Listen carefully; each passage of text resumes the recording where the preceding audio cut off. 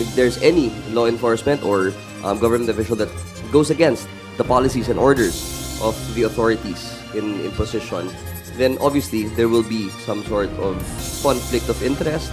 There will be accountabilities and definitely liabilities that go with it.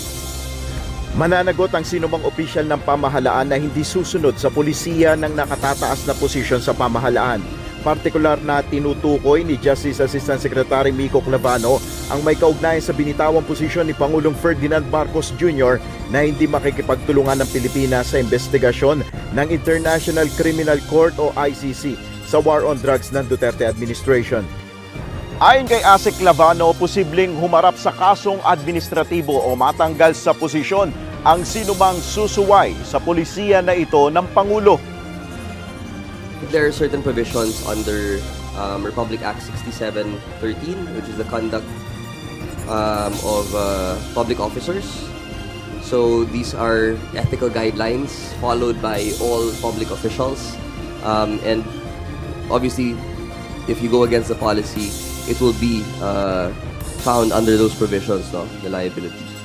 Gayunman, aminado ang opisyal na mahihirapan ng pamahalaan pagdating sa mga pribado o sibilyang individual. Well, if they are acting in their civilian capacity or personal capacity, then of course we have little to hold over them, no? However, again, we will not recognize anything that will come out of that conversation or coordination with them. Kaugnay naman nito, wala namang nakukuhang impormasyon ng DOJ ukol sa pahayag ni dating Senator Antonio Trillanes IV na mayroong nasa 50 dati at kasalukuyang opisyal ng Philippine National Police ang kinausap na ng ICC. Well, we have not received the same information, no? So just like everybody else, we found out from Senator Trillanes about this supposed development. Nel Maribuho, UNTV News and Rescue.